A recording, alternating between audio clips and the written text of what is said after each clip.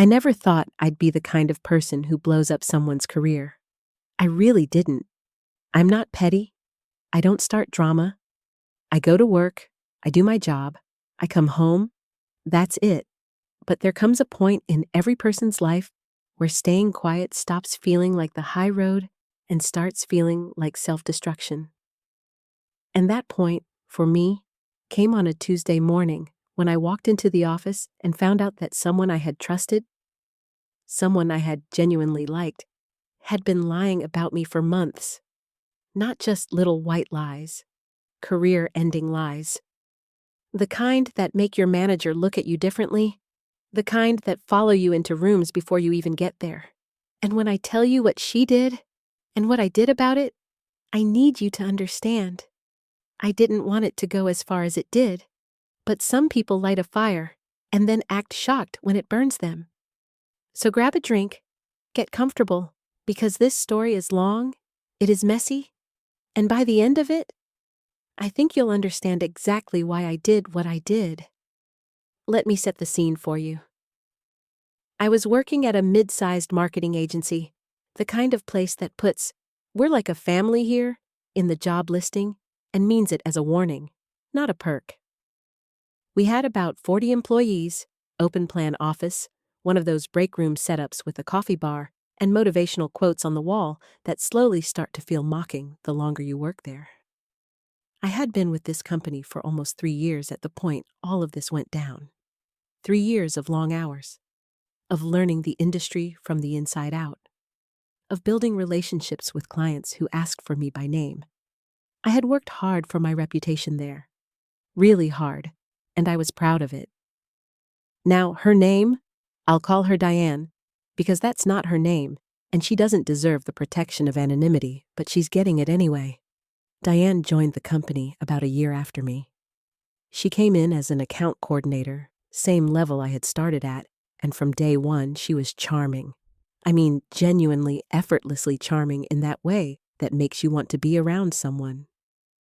She was funny, she was warm, she always remembered details about your life, your dog's name, your sister's wedding, the vacation you mentioned once in passing. I thought she was wonderful. I actually championed her when our manager asked me what I thought of her during her first few months. I said, and I quote, "She's going to be an asset to this team." I cringe thinking about that now, but at the time, I meant every word. Diane and I became work friends, not just surface level, "how was your weekend, friends?" We had lunch together, we covered for each other when someone needed to leave early, we vented about clients and deadlines in that way that bonds people together.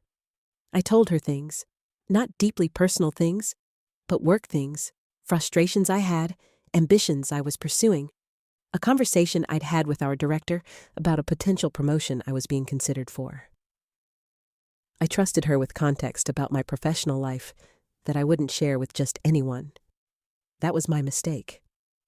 Not because sharing is wrong, but because I hadn't learned yet that not everyone treats your trust as something sacred. About 8 months into our friendship, things started to feel slightly off. Small things at first.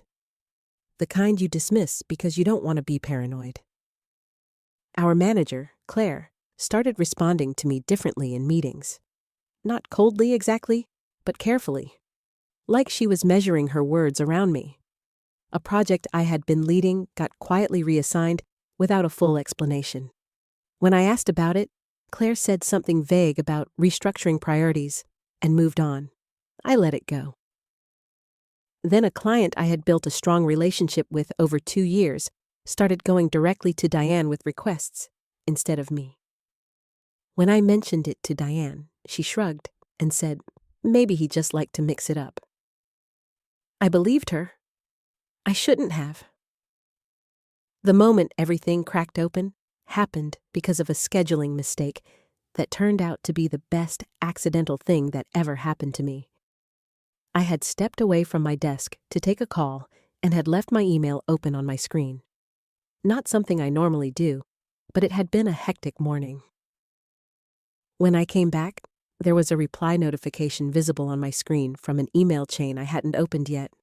The preview showed enough. Just enough Diane's name, and the words, "She's been struggling to manage her accounts for months." I stopped. I sat down. I opened that email chain, and what I read turned my stomach completely over. It was a thread between Diane and Claire that had started 6 weeks earlier. 6 weeks. And in it, Diane had been systematically, methodically, building a case against me. She had been telling Claire that I was dropping the ball on client communications, that I had missed a deadline on the Henderson account, which was a lie.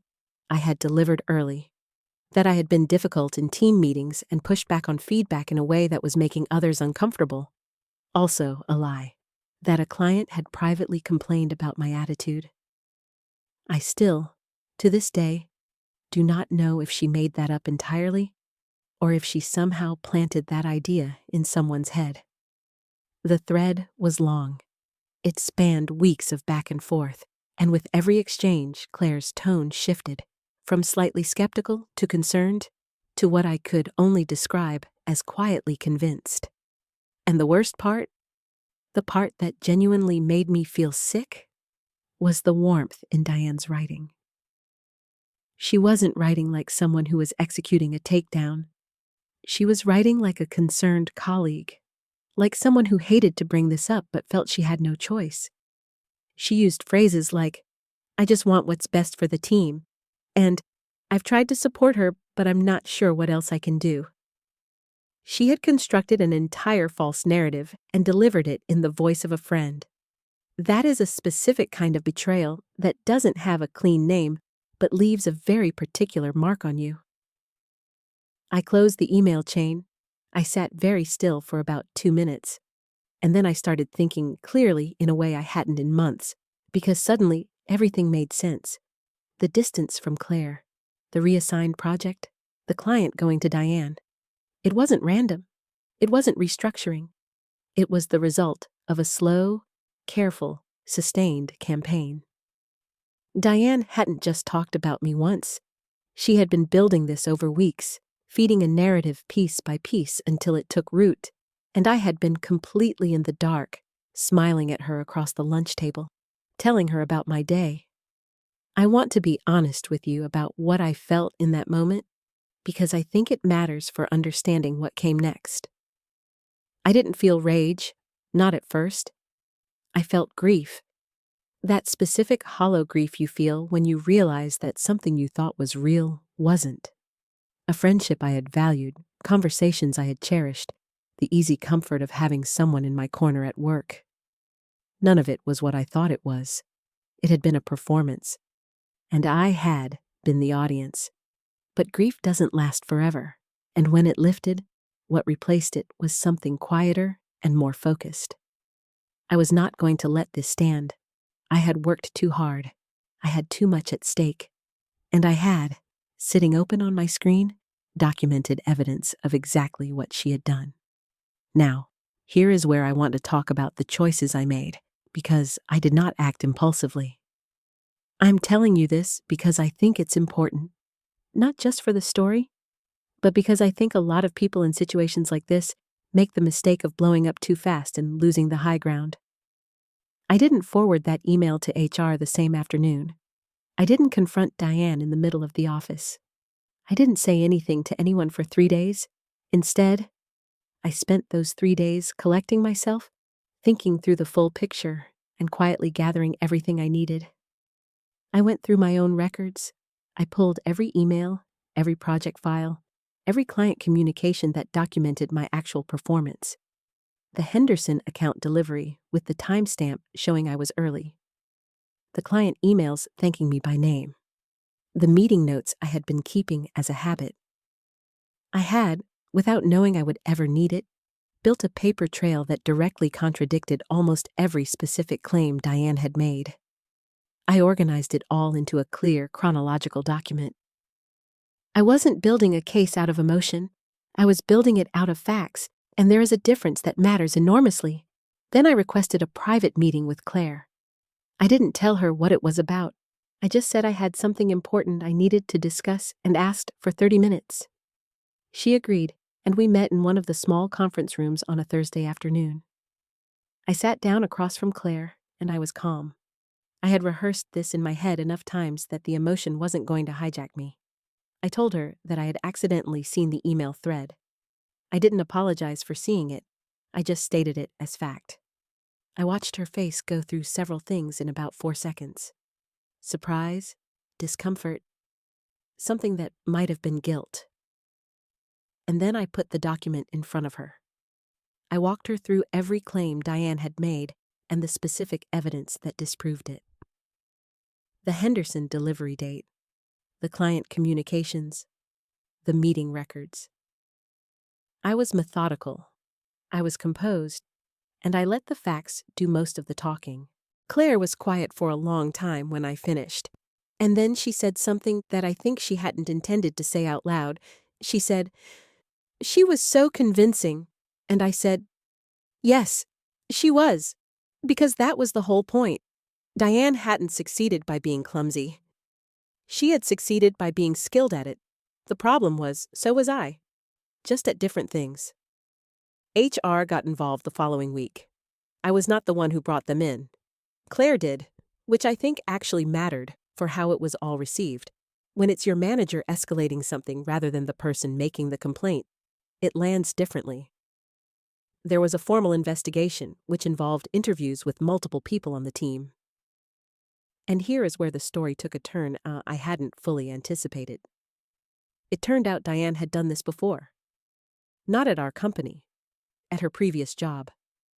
During the HR investigation, someone from her former workplace was contacted as part of a reference verification process, and what came back was a pattern. A colleague at her last job had filed a complaint about similar behavior, the quiet, sustained undermining of a coworker through management channels. It had been documented, but apparently not enough to follow her here. Now it was being taken seriously. I'm not going to pretend I felt nothing when I heard that. I felt validated in a way that was almost dizzying, because self-doubt is a powerful thing. Even with all the evidence in front of me, some part of me had been asking whether I was overreacting, whether I had misread something, whether Diane had maybe genuinely believed what she was saying. Knowing she had done this before, answered all of those questions at once, Diane was let go. Not immediately. These things take time, and there were processes to follow. But within about 3 weeks of the investigation starting, she was no longer at the company. I found out through the official channels, a team-wide email about a staffing change, which is the corporate way of saying nothing while saying everything. And here's the part of this story that I've thought about the most since it all happened. Because the title of this video is, "I exposed my coworker and it ruined her career." And that's true. That is what happened. But I want to sit with that for a second, because I don't think it's as simple as it sounds. Did I ruin her career? Or did she ruin it herself, and I just refused to be the surface she used to climb? There's a version of this story where I stay quiet, where I close that email, say nothing, let the narrative about me calcify into something that costs me my job instead of her, where I absorb the damage and she faces no consequences and moves on to do the same thing to someone else at the next place. I chose not to be that version of the story. And I'll be honest with you, I don't regret it. What I do feel, and I want to be real about this, is a kind of complexity that I didn't expect. Because even after everything, losing that friendship, even knowing it wasn't real, left a mark. You don't just switch off the version of yourself that cared about someone. You don't unsay the things you told her, unshare the lunches, unfeel the warmth you thought was mutual. That stuff lives in you regardless. And I think that's okay. I think you're allowed to grieve a lie while also being glad you survived it. The aftermath at work was something I hadn't fully prepared for. I had assumed that once the truth was out, things would just normalize. That my relationships with my colleagues would go back to whatever baseline they'd been at before Diane started reshaping how people saw me. But it doesn't quite work that way. Some people looked at me differently. Not badly, but with a kind of reassessment happening visibly behind their eyes. A few colleagues who I knew had been friendly with Diane were clearly processing something. There was an adjustment period that took longer than I expected, And there were days where I walked into that office and felt the weight of having been the person at the center of something dramatic, even though I hadn't chosen to be. Claire was different toward me, better in a way that felt genuine rather than performative. She checked in more, advocated for me in a meeting I wasn't even present for, and eventually revisited the promotion conversation that had been quietly shelved during Diane's campaign against me. That promotion came through 4 months after everything happened. I didn't perform gratitude about it. I just received it as what it was, a correction of something that had been wrongly delayed. That felt right. The thing I want you to take from this, if you're sitting here relating to any part of what I've described, is that being wronged quietly doesn't mean you have to respond quietly. There is enormous social pressure on women, especially to manage conflict through softness, to be understanding, to give the benefit of the doubt, to not make things uncomfortable, to absorb bad behavior because calling it out loudly might make you seem difficult. I had internalized so much of that. I had spent months noticing that things felt off and convincing myself I was imagining it. I had been trained, in ways I didn't even fully recognize, to second-guess my own instincts and prioritize keeping the peace over protecting myself. And what I learned, really learned in my bones, is that documentation is power. Not drama, not confrontation, not playing someone at their own game, just quiet, consistent factual documentation of your own work and your own truth. I had kept records not because I suspected Diane, but because I was organized. That habit saved me. If you work in an environment where you sense anything is off, start keeping records now. Not to be paranoid. Just because the truth, when it becomes necessary to speak it, needs to be able to speak for itself. I also learned something about the difference between justice and revenge, which I think matters. I didn't set out to destroy Diane. I didn't go to Claire with the goal of getting her fired. I went to Claire with the goal of correcting a false narrative that was damaging my career. What happened to Diane after that was the result of what Diane had actually done. Not just to me, but apparently to others before me. Her career didn't end because I wanted it to. It ended because her behavior, when examined honestly, didn't hold up. There's a difference, and I think that difference is what allows me to tell this story without feeling like a villain. If I could say one thing directly to Diane, not in anger, just in honesty, it would be this: you were genuinely talented. Whatever insecurity or ambition or fear drove you to do what you did, it wasn't necessary. You could have competed fairly and probably done well. And instead, you chose to build yourself up by trying to pull someone else down. That's a hole that follows you everywhere you go. I hope wherever you are now, you've figured out something different. To everyone watching this, if you've been in my position, or something like it, I want you to know that the sick feeling in your stomach when you realize you've been betrayed by someone you trusted is not weakness. It's the cost of being someone who actually invests in people. And the fact that you invested in the wrong person doesn't mean you were foolish. It means you were human. The work after that, the quiet gathering of truth, the deep breath before you walk into the room, the choice to speak up even when every instinct says to keep the peace, that's where strength actually lives. I didn't enjoy this. I didn't feel triumphant when Diane left the building for the last time. I felt tired in the way you feel after a long illness, like something has finally passed, and now the real work of getting back to normal can begin. And normal, when it came, was better than it had been in a long time, because the thing about having your reputation quietly damaged is that you don't realize how heavy you've been carrying it until it's lifted. And when it lifted, I felt like myself again, fully, unapologetically, professionally myself. That's the whole story. And if it helped even one of you feel less alone in something you're going through right now, then it was worth every second of telling it. Thank you for being here, for watching all the way through, for leaving your comments and sharing your own stories in the section below, because I read them, all of them, and they matter to me more than you know.